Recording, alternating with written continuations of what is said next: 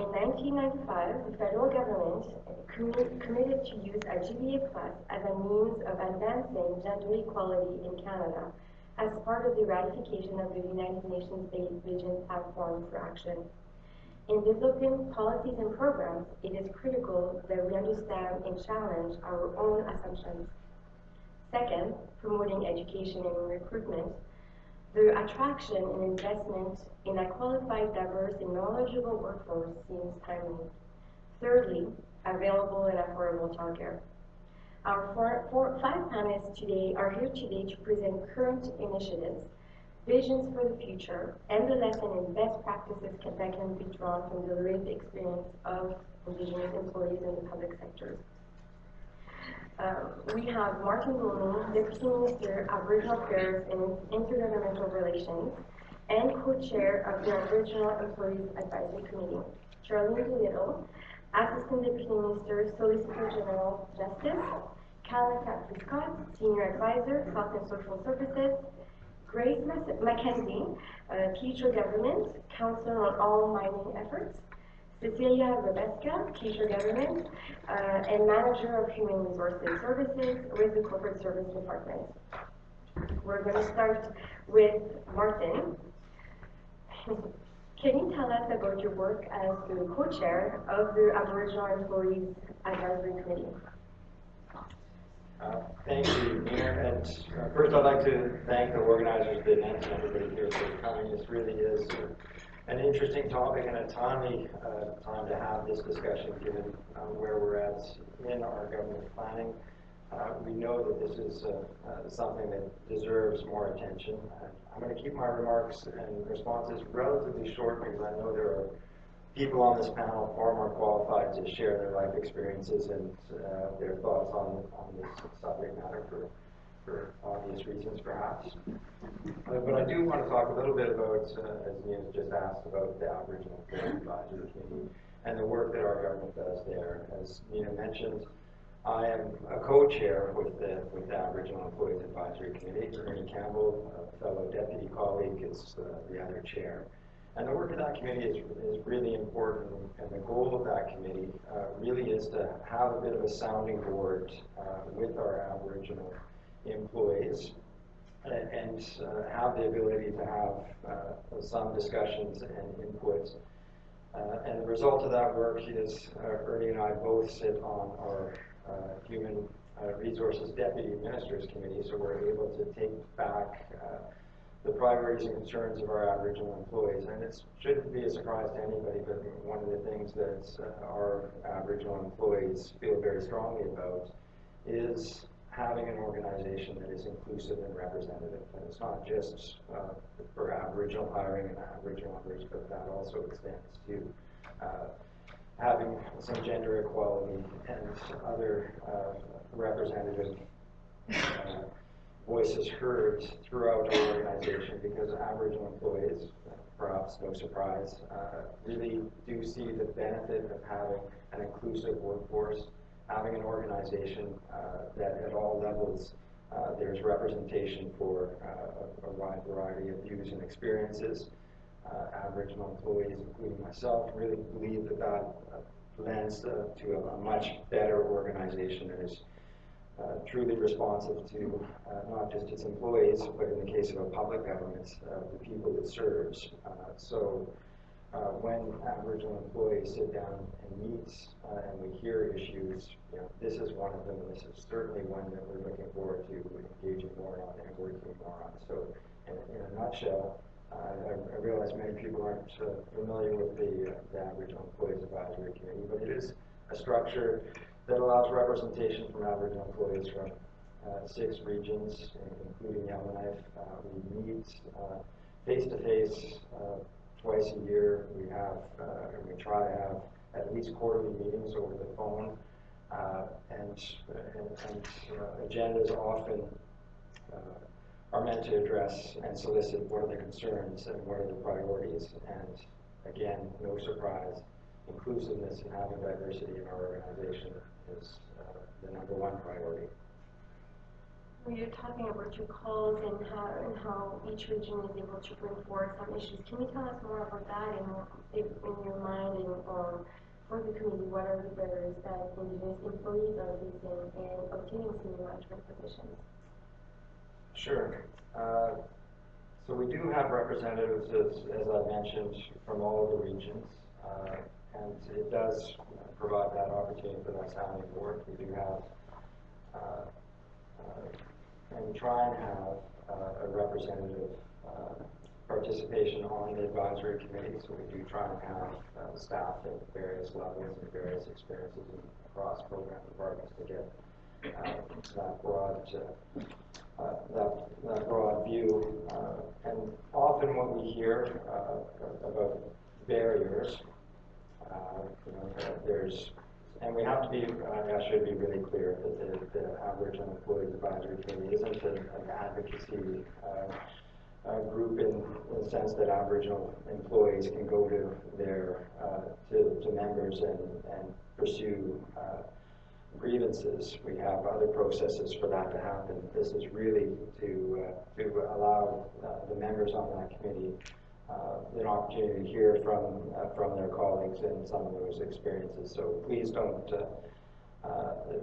We do have to respect some of those experiences and the fact that people go to these employees with some understanding that their discussions are confidential and aren't for attribution, but they do want it to be known where they're experiencing frustrations.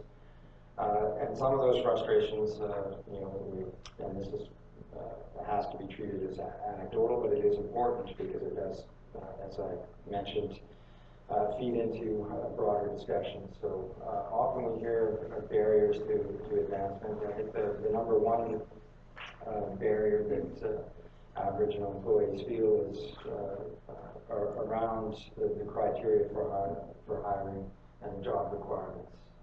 Often employees will feel that they have really good experience and should be screened in for potential advancement on the basis of that experience, but they might not necessarily have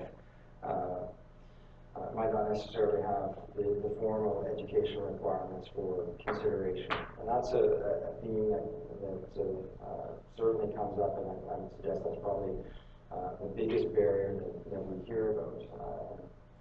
So as a result, this gets obviously communicated to HR deputies, and it is something that we do consider and have to consider, and have that close look to see if the qualifications that are applied to job openings are really adequate. And frankly, I think there is acknowledgement that we have to do a better job at measuring equivalencies and understanding what those equivalencies are and how they can be reflected throughout the hiring process. Do the Aboriginal Employees Advisory Committee play a key role in developing the Aboriginal Management Development Program? Do you want to talk more about that program? I would if that one was a little bit before my time, okay. So I wouldn't want to overstate or understate the role there. What do you think needs to be done at the policy level to support Indigenous employees? You talked about the HR side of things. Do you have more input and more ideas to the policy? Certainly. We have had discussions on what else we can do, and certainly we recognize that there's a role for mentoring our employees and having that. But I really do think the biggest thing an advisory committee like this can do is really help promote understanding of the importance of inclusiveness and diversity in our organization, to help frame the discussion so we're not just talking about what affirmative action is, but we're talking about why it's important to have a representative at all levels of our government that reflects the public service and the community we serve. Do you think that we're moving in a good direction towards achieving equality, or what would be the next steps for the community into achieving gender equality with territories, but also supporting Indigenous women?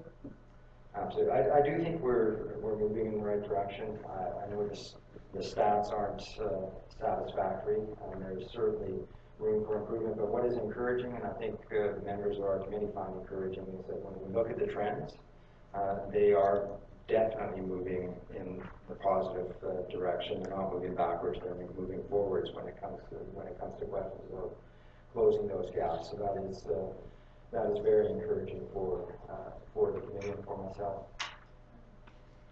Thank you so much.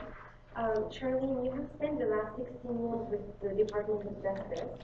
Can you tell us about your experience of working for the government, and for you, what are the barriers that prevent Indigenous women from obtaining management positions? Okay, so yeah, I started with the Department of Justice in 2000, but maybe I'll go back a little bit before that. And I can talk about some of the barriers I think maybe I saw afterwards, but throughout my experience, I feel the NWT did address some of my barriers going through.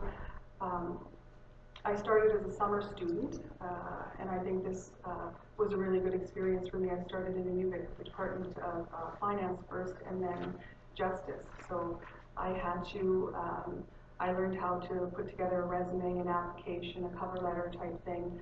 I did sort of a quasi-interview, and this was really all very good experience for me. I also spent 7 summers working for Department of Finance and Justice. So I got to see how government works. I was exposed to it. I understood it a little bit more. And then I also got to network. So I got to meet people. I got to, you know, make some connections with some mentors, that sort of thing. So a really good understanding and sort of good way to enter the government. So whether people see that as addressing a barrier, I'm not sure, but it certainly helped me become more familiar and comfortable within government, and seeing them as an employer or somebody that I would like to work for and continue to work for. I also received student financial assistance. This was really important to me. I paid for my own education, so I did have a good summer job. Yes, I just said that. But also student financial assistance. So I got to go to university. I went for 7 years, and I got to focus on going to school. I didn't have to get a part-time job throughout the year while I was attending university, and I didn't have to take out a lot of loans. Did have to take out some still, but I was able to focus on being successful in going to school and not too many financial burdens. So I found the student financial assistance program very helpful. Once I finished university, I came back to Yellowknife and worked for a private law firm. And I still contemplated joining the government, so I did watch the advertisements. I ended up applying on a job that was quite a bit out of my reach, and the screening criteria was higher than what I had, and probably for good reason. So, and I knew that, and I would encourage people still to apply in jobs, even though they may not see themselves in the screening criteria, because you get your name out there. People know that you are interested, so I think it's important to do that. I didn't get called for an interview for this position, but this particular manager a couple of months later called me and said, would you like to come meet? And I did do that, and actually by the end of that semi-interview, this person brought me on for a 1-year term, and that was the start of my career with NWT. I've been with Justice since. So again, another positive experience for me. I'm also the mother of 2 children.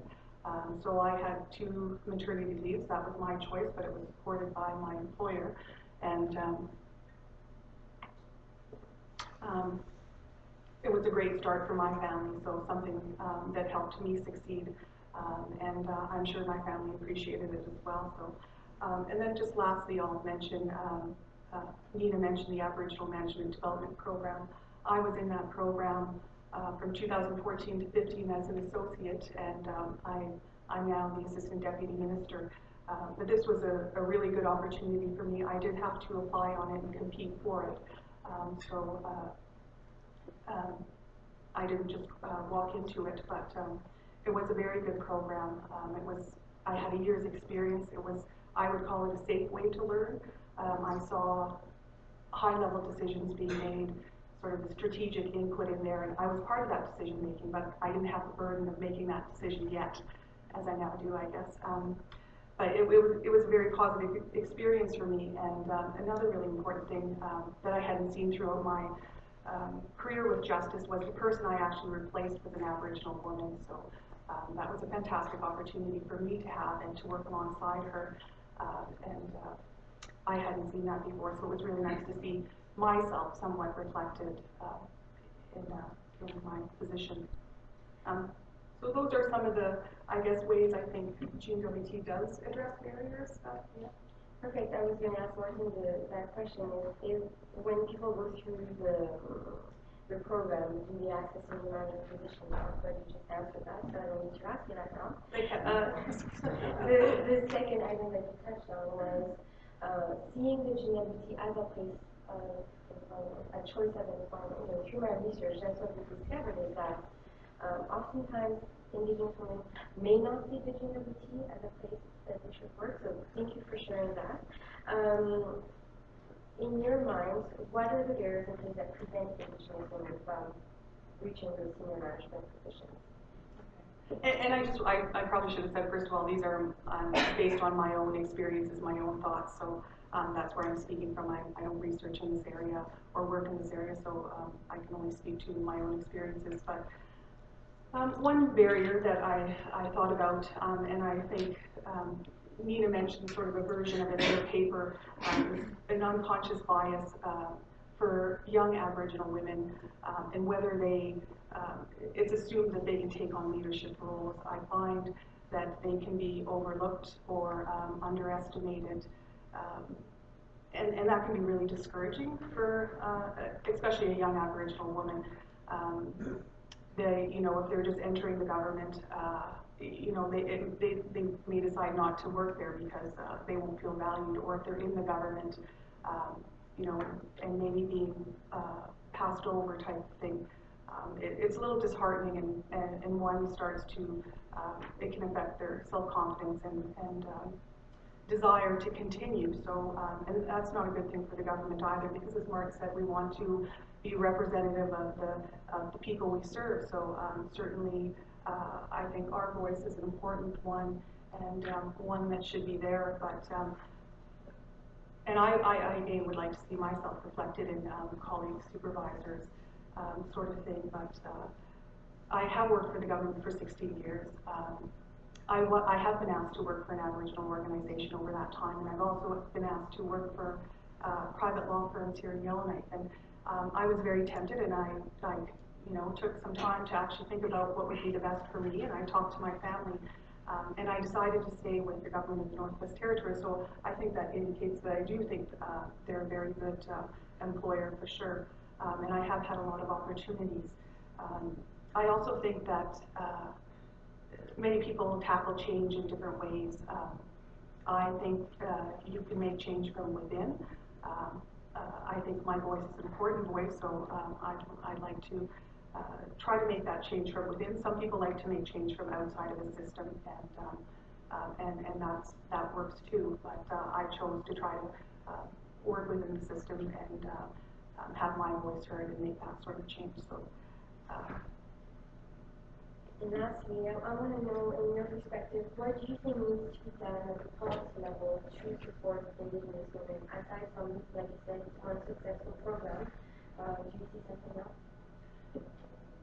Oh, well, I got a lot of good ideas from your paper, so I think there's some really good ideas there, and I'm not on top of what's being done, so some of those things hopefully are being done, or maybe they'll be done, but I just picked out some of them. I think collecting data to track progress, if that's not being done, that's something that can be done very easily and would be great.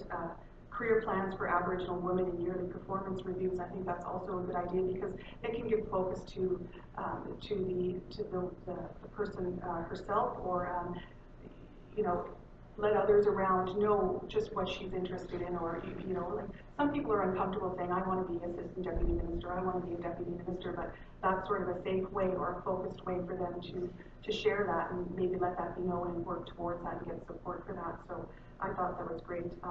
I'm a big believer in education, so any kind of training or education. I love the ideas about online partnering with universities or letting people go get their masters in public administration, as well as I know it may not be simple, but Aboriginal cultural awareness and making some components of that mandatory, I think that's an intriguing idea and worth looking into for sure. Networking events targeting people in the regions, also great ideas. I think our communities are very important, and sometimes they can be forgotten about, but we need to invest in them and keep them in line. So lots of good ideas, and they're also an evaluation mechanism. I think that's so important, and it seems to be a real trend lately. If we don't know what we're doing, I mean, we just need to track that and know what the purpose is of why we're doing and whether we're investing our resources and our funds in appropriate areas. So evaluation is very important. Inventories as well, but there's a number of things. I could probably go on, but some really good ideas in these papers. Okay. Is there any questions so far from the audience? Good. We're going to turn to the future government. Thank you so much for being here today. I want to know, what are the policies that are in place that ensure that Teacher women occupy senior management roles in the future government? Thank you, Masi Nina. Masi Song Nahis Goda, San Jose. My name is Grace McKenzie. I'm a Mines Liaison Coordinator with Clincho Government. My colleague Cecilia and I will be doing a presentation, and some of the questions you have, we'll address some of the questions you have in the presentation. Just a brief introduction about the Clincho Government, a little bit of background. The Clincho Government was formed in 2005. The Clincho Agreement is a constitutionally protected tri-party agreement. The Clincho Government is responsible for governing, is the governing authority in the Clincho lands. It owns 39 square kilometers of land, both surface and subsurface. And one of the things that the Clincho Government, the motto is to be strong like two people. These words came from Chief Jimmy Bruna's school when it was first opened in the 70s, so that our people will be educated at home. Wanted to learn both Clincho and non-Clincho ways of life. And we have 4 communities, Bichakol, Wipiti, Wati, and Gamiti. And although we don't have a lot of women elected to the government, we do have many women working in the Clincho government workforce. And I'll turn it over to Cecilia, and she can tell you all about that. Merci, Grace. My name is Cecilia Rabesca, and I am the manager of the Human Resources in the Corporate Services Department with the Clincho Government. So, since Cecilia Rabesca is given this, so Clincho Government kiga lahda, easy seganizing, so good afternoon, Zen Tami Hunsi. So DC, I will do. So the Clincho Government, right now, we are the largest employer in the region, and our hiring, our policies are basically on trying to attract people who do speak the Clincho language, and we do want to keep up with our language because we know that the language is slowly dying, and we want to keep that up, so we do encourage that, so we try to, so our policies are encouraged in the Clincho speaking and the knowledge in the cultural and way of our life, because we do want to keep that going. So when we do, our policies are geared towards in that area. So, and most of our senior managers consist of 60% teacher citizens, and 60% of them are women. And the management level is 81% are teacher citizens, and 81% are women. For employees, in the whole of the teacher government, 80% are teacher citizens, and 80% of them are the women, are the working women. So most of our employers in the teacher government, if we look at it right now, most of our women who are the employers of the teacher government, and most of our managers are actually women. So, and we have 3 in the management level for right now for men. So most of them are women. And in our history as teacher people, we know that our past history is men are basically that run from home base, basically that run the home. So in our government,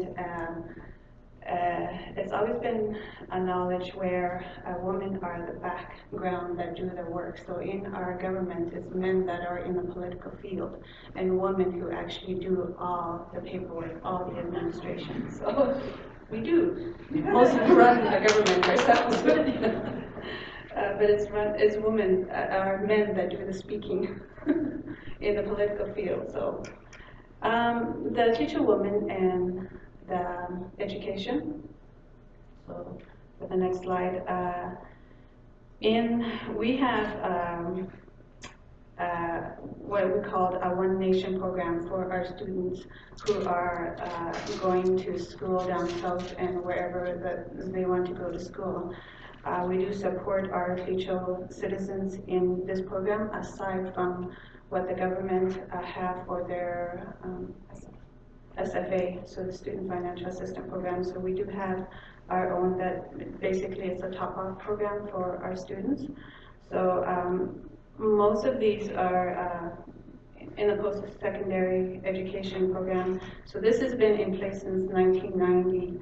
And we have many teacher citizens that have completed their education program, and in 2013 and 14, most of our 65% of students were enrolled in the post-secondary program, and 65% were women, 35 were men. So these are, we know a lot of women are in the education program right now, aside from men. So, and it's just another way of us knowing that the women are, like really out there doing the administration part of the government. We've always known that. It's just a history that, like when I think about it through my own family, through thinking about it, it's my father who always ran my family type thing, always done things for my family, and my mother is the one that did, keeping of the family. It's just that way with us within the teacher government area also. So just in that way. And for the teacher woman and successes, so the policies that we have right now, it is geared towards all, so not only women, and it is geared for just everybody that work within the government. So we don't really specifically just geared for women only, and it's just for both. So what Connie was talking about also, that through the yearly evaluations, like we do our yearly evaluations, and it is a very, very good opportunity for the growth of the employees also. That's where they identify how they are doing and what they can do to improve themselves and how we can support them in that area. Our evaluations are something that we look at it as how can we help you, rather than, we don't want a staff to say, oh no, an evaluation's coming up, what did I do? I didn't do good last year. We don't want to actually look at it that way. So when we do the evaluations, I always tell the employees, that we want to be able to help you improve. How can we do that? So, our evaluations is geared in that area rather than the other way. We don't want to scare the employees. So I see a lot of employees coming in and just saying, you know, like, how can you help me to do this? And it's just like, you know, we just want to help you to improve. That's it. So, you know, that's all that we want to do. So what can we do? Do you want to go back to school? Just tell us. We'll support you however way that you need to. So our management education, we have a lot of mentorship in the government.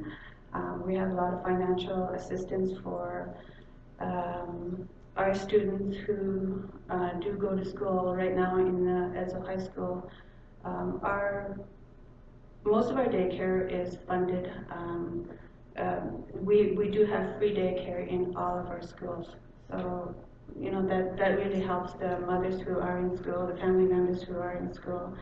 And so the child care that is free, it really, really helps the families that are going to be going in school. Like, we have quite a few in high school who are very young mothers, and they decide to go back to school, so the childcare is right inside the school and or outside, but it's all free, so which is really, really good. So the challenges that we have, we do know the education level in all of our communities are not the greatest. We do know that, but and you know, there's a history of a lot of abuse in our community also. I don't really want to touch up on the residential school stuff, but we do know there's a lot of history that's tied to that, and that's coming into like I myself didn't know anything about that. Like, I went to school myself, also residential school, but I didn't see anything, you know, like negative about it. But my brothers and my sisters, you know, they've gone, and I didn't really notice anything towards why are they the way they are right now. I understand all of that from those now. So, and that makes you understand, you know, everything else that goes in our community, of all the abuse through the alcohol and the family and stuff like that. So our education program is just the level is not that great right now, but we do have lots of people that are going into the post-secondary program, even though they've received their grade 12 diploma, their education, excuse me.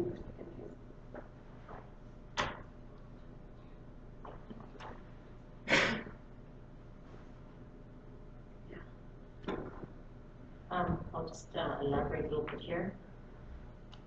Although we have, as the slide shows, although we have a high number of women in the education system, education levels today continues to be a challenge.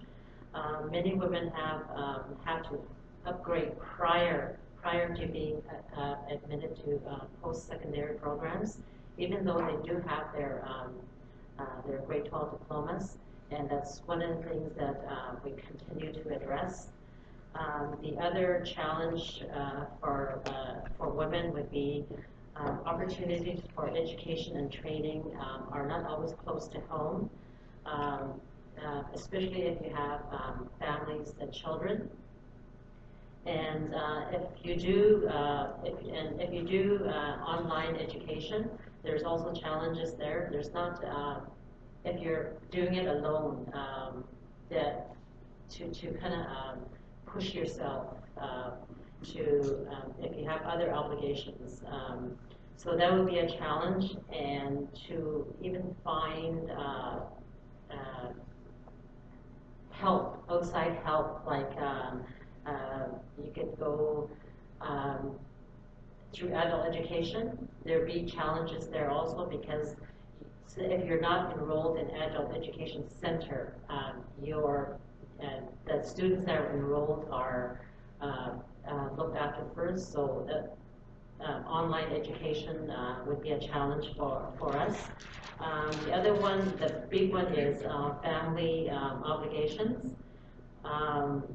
family obligations, if you're a single parent, or if your spouse works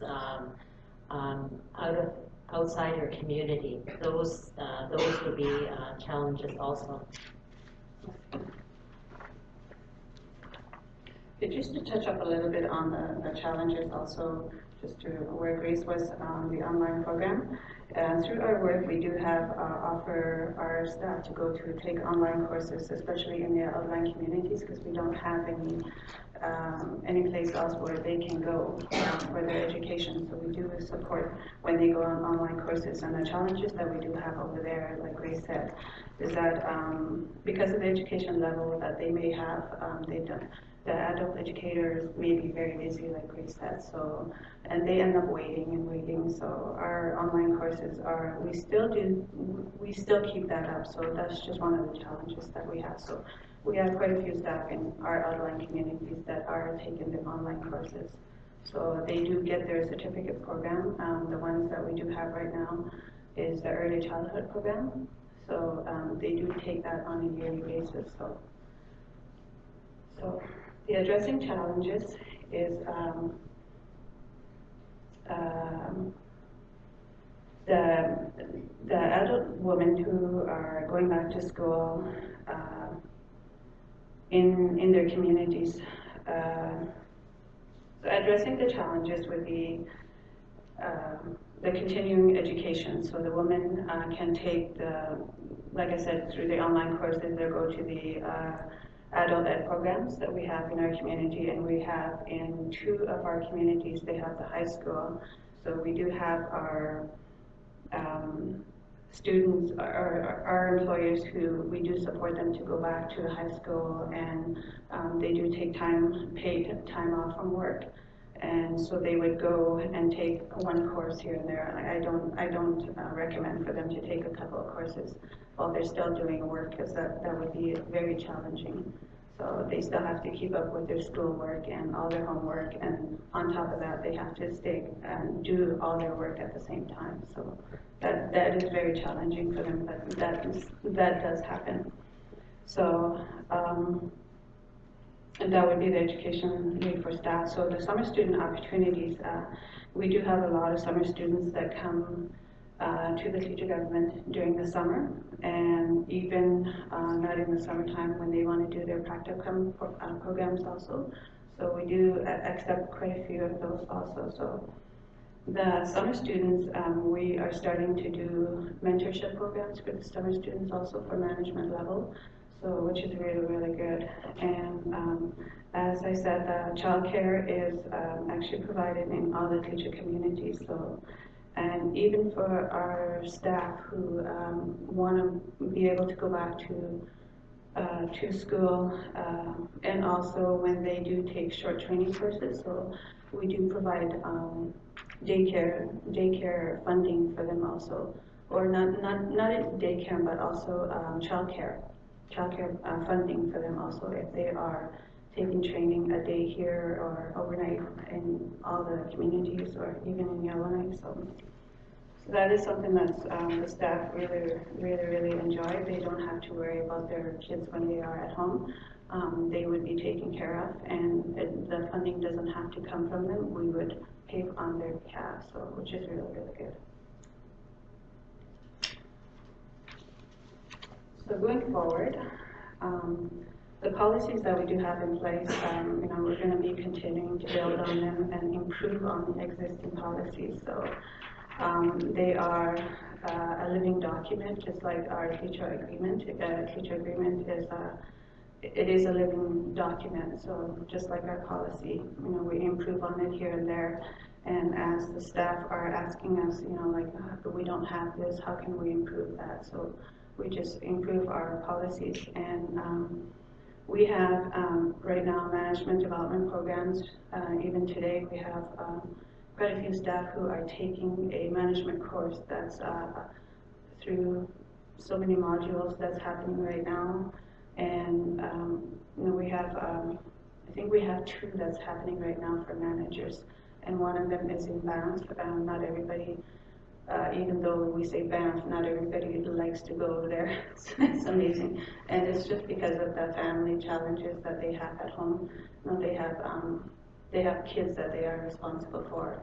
Their husbands is at work at the mine sites, or you know, we have quite a bit of single parents also. So they prefer to stay home and do the programs that we offer in our communities. And like I said, right now we have one going right now, and I think we have it is an agreement between four different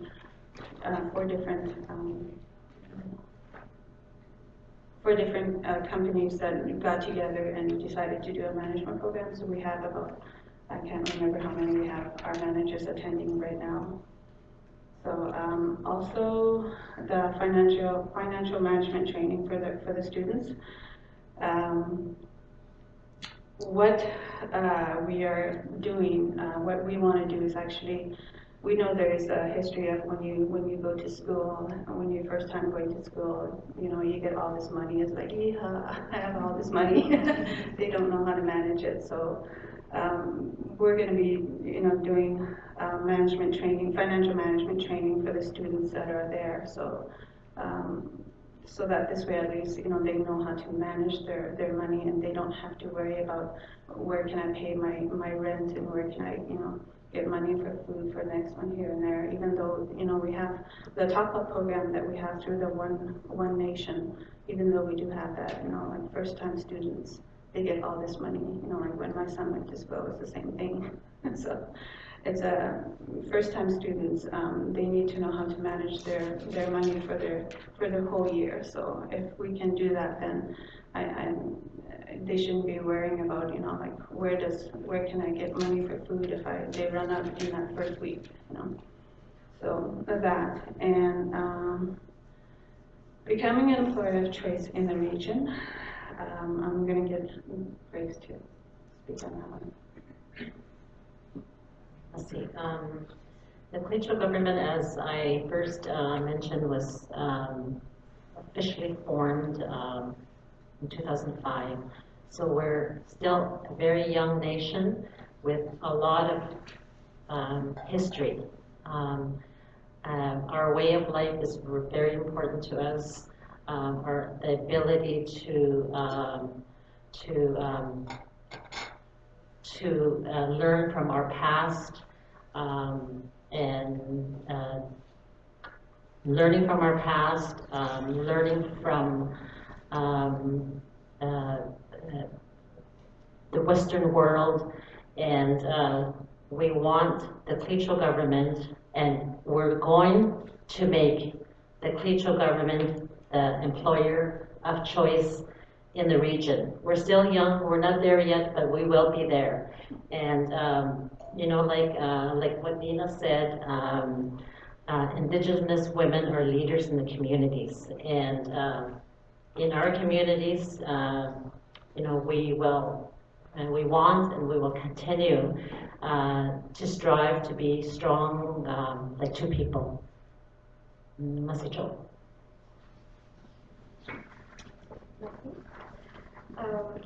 Mr. Chu, thank you for being here today. I want to know from your perspective, and you can share from your experience, what are the barriers we identified from this that prevent Indigenous women from obtaining senior management positions with the NWT? So I think with the GNWT specifically, and I would echo a lot of what's been heard across the table so far, I think it's a two-part challenge. The first one is getting people into employment with the GNWT in any capacity, and then the second is developing them if they're not coming in at the senior management level to be able to take on those positions. And my personal experience, because I sort of went about things backwards, so went off to university and didn't like my program and left with all of a year and a half under my belt, intending to take a semester off, and instead got married and then had a baby and then had a second one. And so by the time I was at the age where all of my friends that I graduated with were finishing their degrees and starting their first jobs with the government, because they were all accessing internship programs, I was also ready to return to work from maternity leave, but with nothing to get me past the screening process. And that has led to, I think, probably a more interesting career for me at this point because I have to work in different places. But employment with the GNWT was actually not an option for me. And so I worked retail. I probably served you all dinner at some point.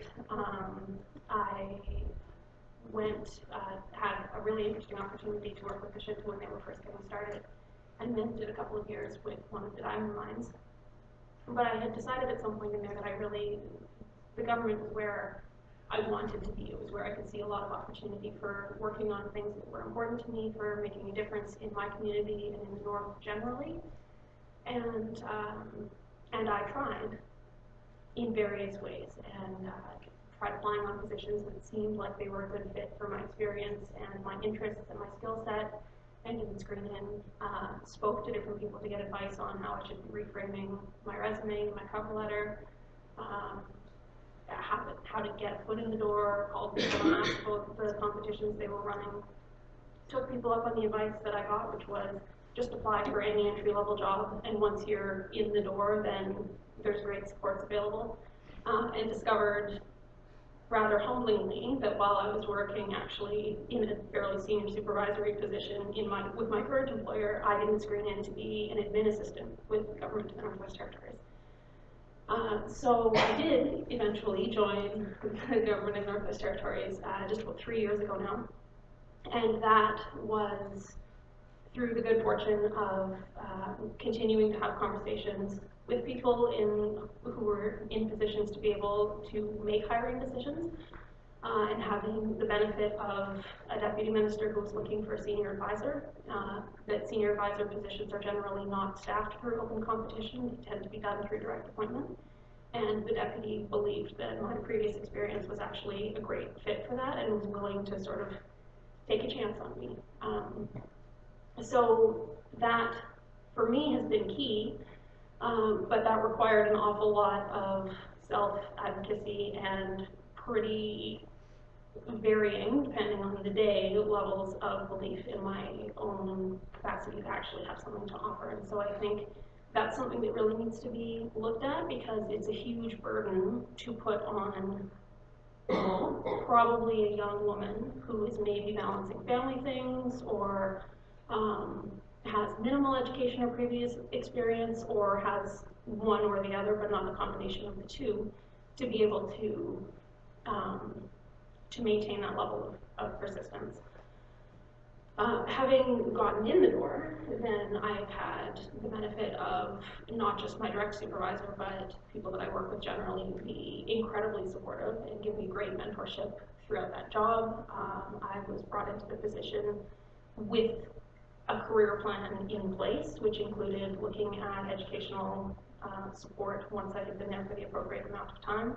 I'm now being supported to pursue a master's program by distance,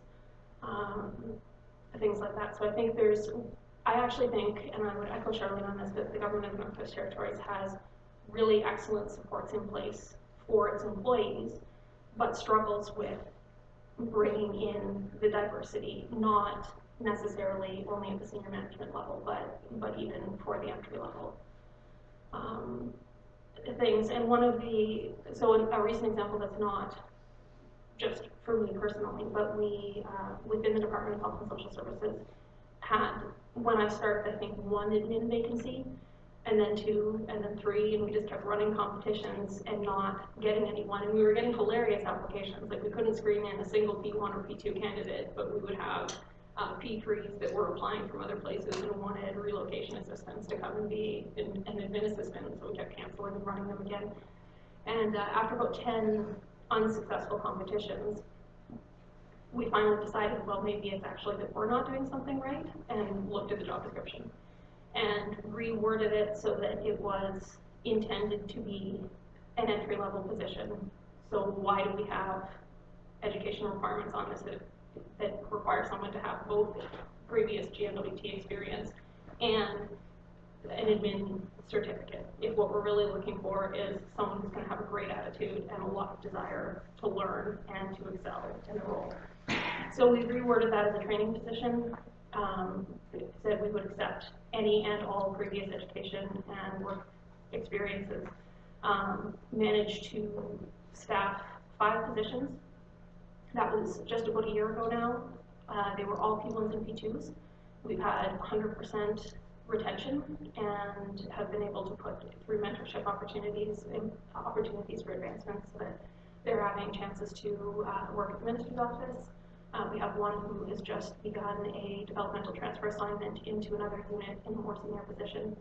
And so that's been a great success. And really, the only thing that was different was that we questioned why we were doing things the same way over and over again and expecting to get a better result out of it.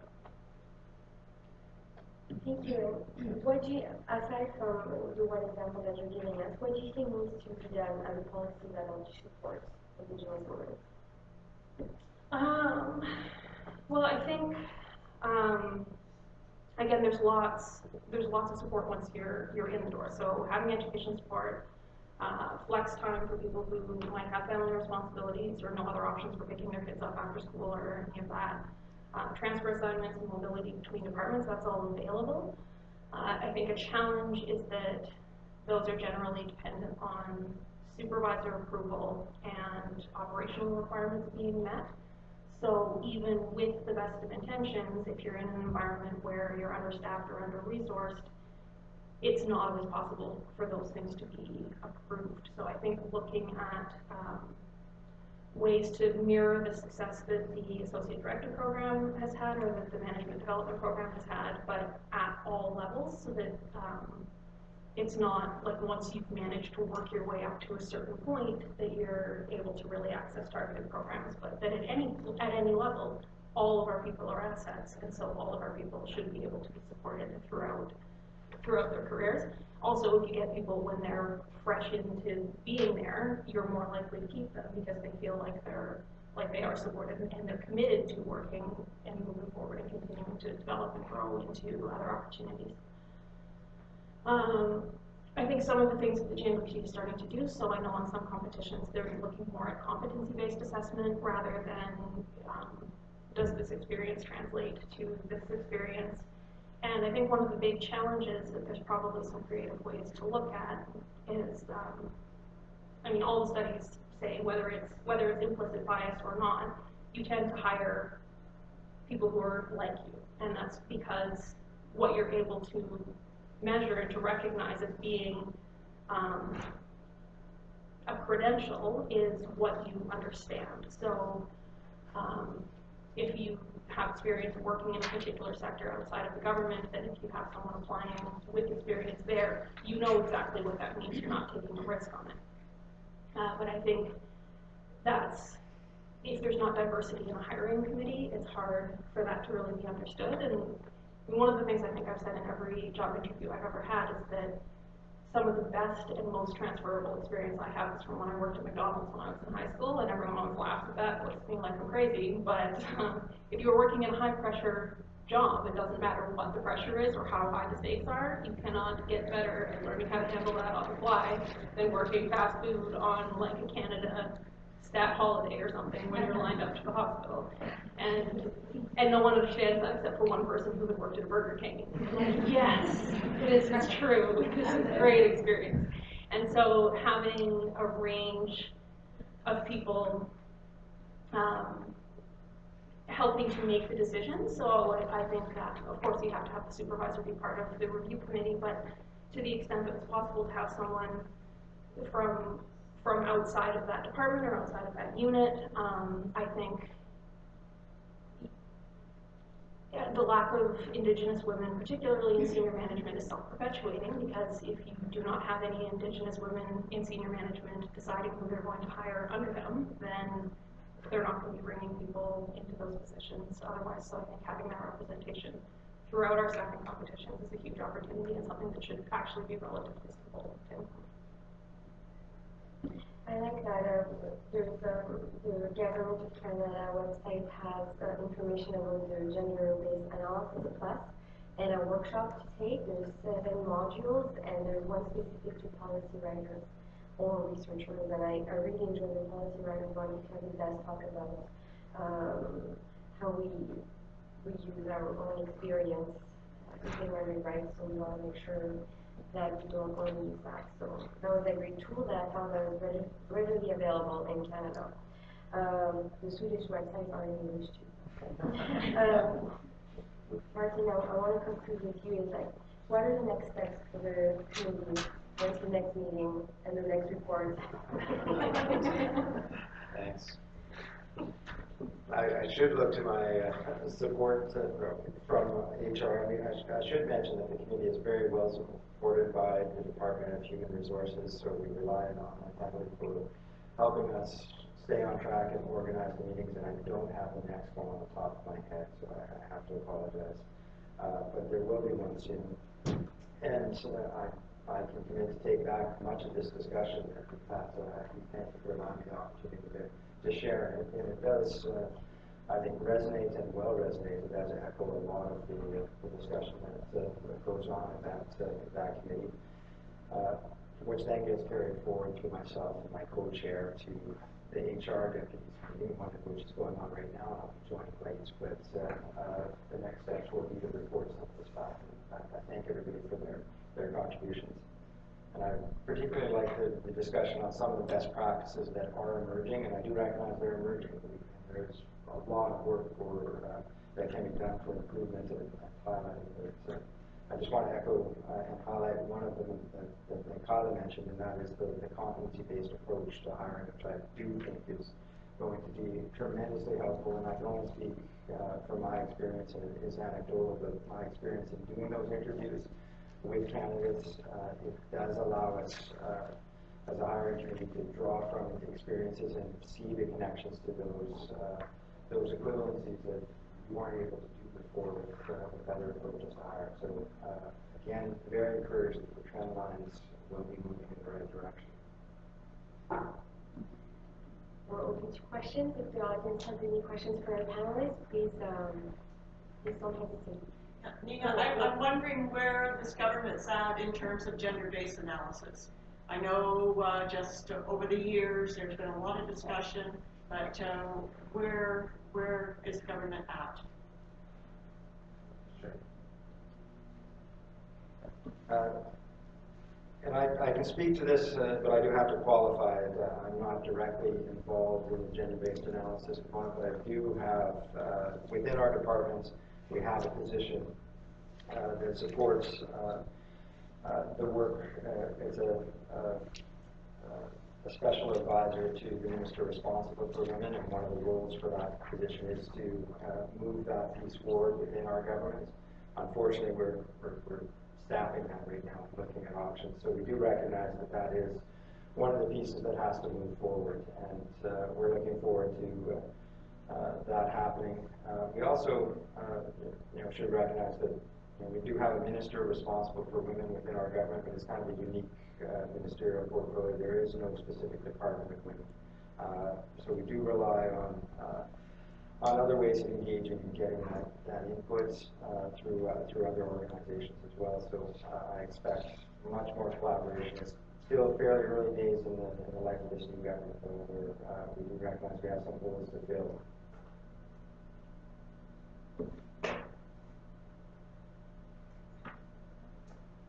Thanks everyone for all of your insights, very much appreciated. My question is for anyone on the panel who'd like to answer. What are the ways in which you see the perspectives and experiences of Indigenous people, whether male or female, contributing to or improving public sector work?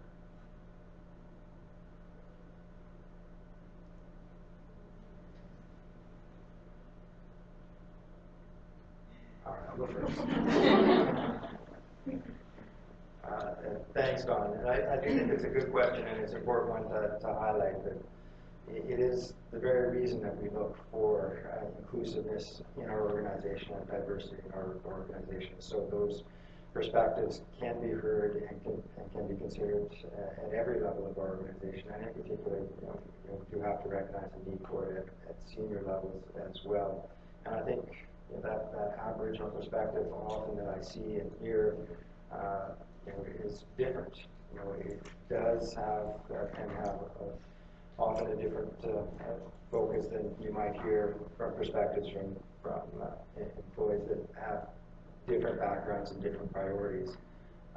So I do think it adds tremendous value, and I do think this government, has been a bit of a leader in this regard and has a long history, in part because of the population we serve. It's not just our employees, but we do have to recognize that those Aboriginal values and perspectives are often a higher priority in this jurisdiction than they might be elsewhere. So when you see things like our approach to traditional knowledge, for example, being a leader, the fact that we're first and so far only government to recognize the importance of Aboriginal history and to acknowledging the important contribution of Aboriginal Canadians, and even if it's in relatively small ways, like having a statutory holiday that is meant to celebrate the culture of Aboriginal people. So it's, I think, reflected throughout that. I don't know that we'd have all of those things without the Aboriginal employees and those Aboriginal perspectives being added to discussions at all levels.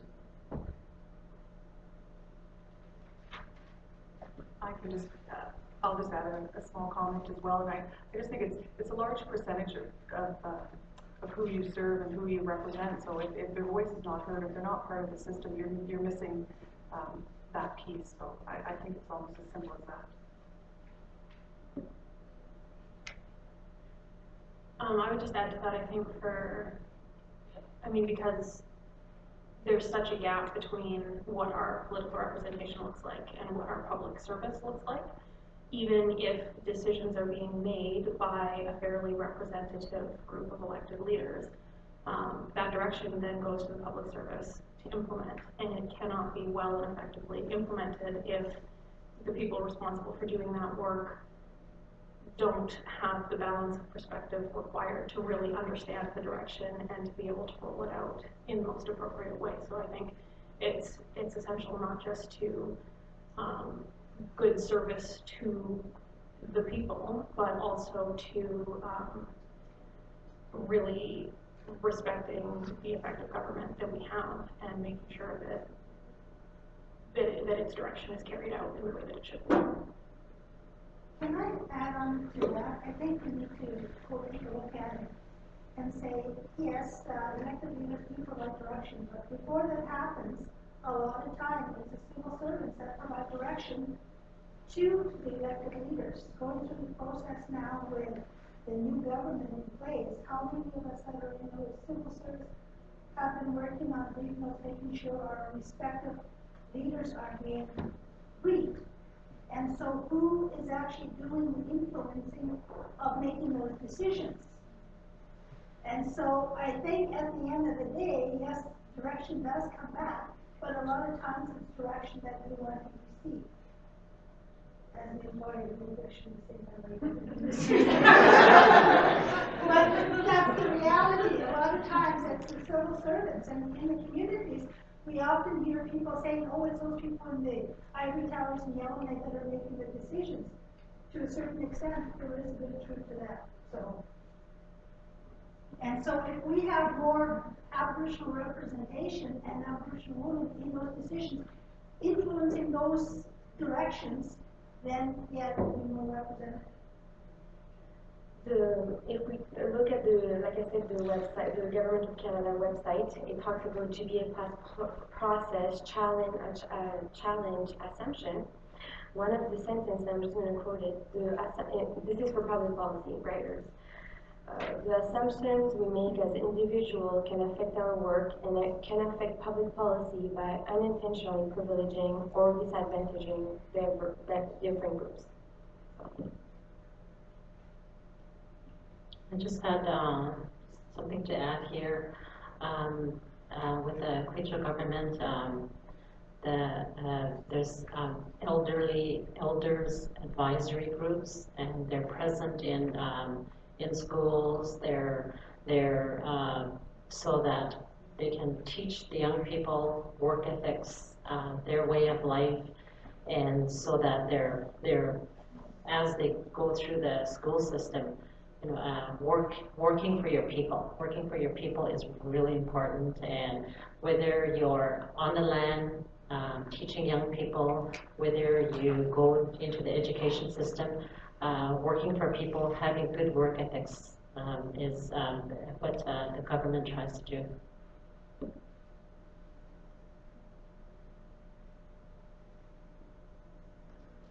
Thank you very much, everyone. Really interesting comments and some great questions. My question is for you, Nina.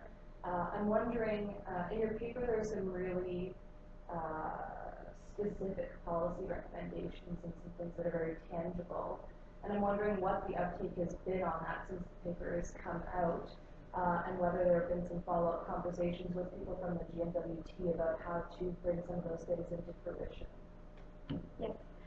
Well, I had to provide specific policy recommendations because our mentor, Tony Pennicake, was like, I submitted my first recommendation, which was like, we need more Indigenous women, and he's like, no, sorry, like, what are the specifics? So then I really dived into it. So I tried to look at the bigger picture, which is gender equality, free childcare, education in the government, etc., because it provides all the smaller recommendations and easy ones can be housed under those bigger themes. So I did meet with almost all the deputy ministers, and I printed lots of copies, and as soon as I see somebody, I give them my paper, and I email it to everyone, so hopefully people take the time to read it. So thank you for reading my paper, first of all. There are recommendations that are easily available, easily implementable. So for example, for the committee, we're asking HR and the community to publish as much data as possible. Remember I mentioned a website. It's not for nothing that I mentioned it. It's a website that gathers all the research and data for 3 countries, plus for Scandinavia, Greenland, and Iceland. So you go on there and you can spend like literally hours reading and learning about so many initiatives. So that would be amazing if we could do that in the north, because that's the other issue. We don't have much data for the northern regions of Canada. So just that is a simple one that could be implemented. Having policy writers take a course like the GBA class, having HR staff taking a course when it comes to that, and making sure we have Indigenous people at the table when it comes to the hiring process. And some of them have been implemented. I don't know exactly the small ones, because it just was published 6 months ago, right? And we're changing in government, and I'm hoping also that with these avenues, we were able to bring attention to the issue, because we weren't aware before, right? Because the data was just available 2 years ago. So now we're bringing attention to this issue, and hopefully it will make it to the 18th Assembly, and we will be able to have our members keep it as one of our priorities amongst all the other ones like poverty and homelessness and all that. Hope that answers your question.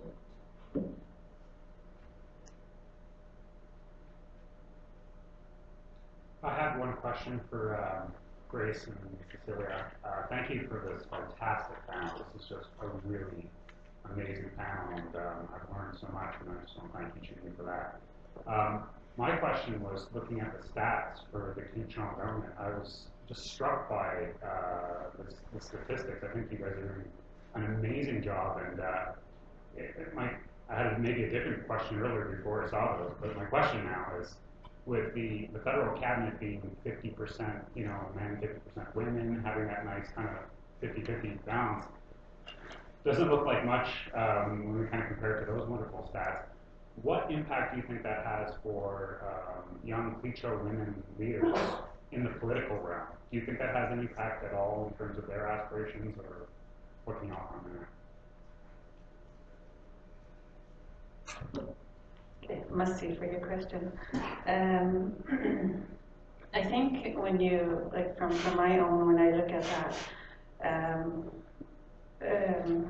like the young ladies that we have in our community right now, and they're driven in their education. We know that, we see that. So the younger people now are very, very different from from when I was growing up. I'm not that old, but in any case, they're driven by their education and what they look at.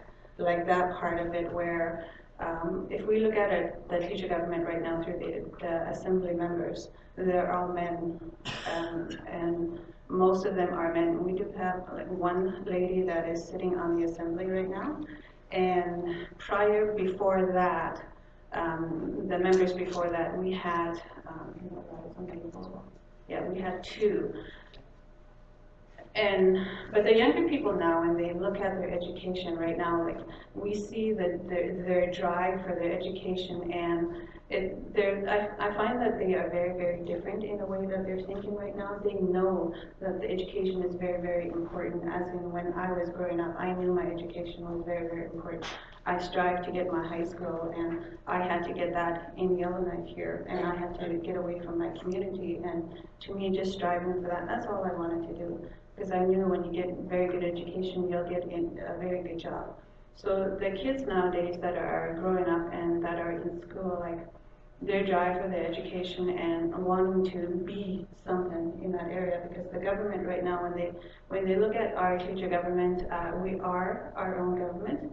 We run our own, we make our own laws. We are in charge of our own land, and how our government is going to be running is based on what we do with our land. So the younger kids that do see that now, it's just, I find the different with them now is that, they know that this government, they will be running it futuristically. So the drive that I see from the younger kids going to school right now is just amazing. So when you look at the federal government right now, like, it was just amazing how the election went. And what they understand now versus what they did before. Like it's just amazing their drive for their education, because they are going to be running our own government somewhere down the line. So, so when you see what happened within the federal government and then the younger kids, they understand a lot more now than what we, like when Grace and I, when we're at the age right now where the younger kids are going to school, like a lot more. We didn't really focus on in that level. But now within the school system where they teach about the teacher culture and about the teacher government, how it is very important that, one day you want to be a chief. And for the female woman, basically, sorry, the woman generation, like in our culture, our elders have talked about a long, long time ago, where they do foresee a female being in the chief, or right now, Grand Chief. They will see that. They've seen that way back then. So, that my brother Joe Rebecca was the former Grand Chief, and he's always talked about that we will have a female chief one of these days, female running the head part of the government. So, like the younger kids nowadays, yeah, my brother has stories that come out of him. It's just amazing. The elderly, so they see things way down the road, so they know. And the majority of students who are in school right now, like they're lots of females. Most of our employees in the teacher government, most of them are females. Within, like, we don't have that many men, but most of them are on the assembly. So I hope that answers your question. That helps you. And just to that, with the students going to school, like with our stats, a lot of females are in school. And when the students come back in the summertime, we have a program called the MBA program that focuses on your way of life, how your role, your gender roles, and the future, what do you want to do, and it's a program run by the Clecho government, and it's for summer employment for our Clecho students that are in southern institutions. So there's it's a big program, and it teaches them like leadership roles, and so that and then you know, a lot of young women are a part of this program, and I think, like Cecilia said, they're really driven. And I just wanted to add on a comment about how to get into senior management. I think you need a lot of luck. You also need a good contact list, and a drive, and education. Education, yes, but I think you need a lot of luck.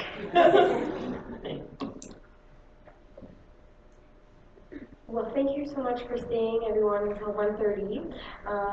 Dawn will, as a crew of one of the organizers, will be giving you some gifts, and thank you to the panelists for presenting today, and thank you.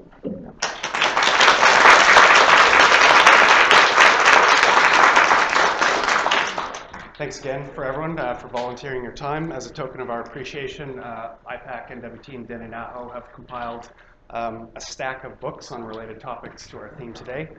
So we have Drawing Outlaw, A Spirit's Guide by John Burroughs, Canada's Indigenous Constitution, also by John Burroughs, Decolonizing Employment, Aboriginal Inclusion in Canada's Labour Market by Shauna McKinnon, Peace, Power, and Righteousness, an Indigenous Manifesto by Taiki Alfred.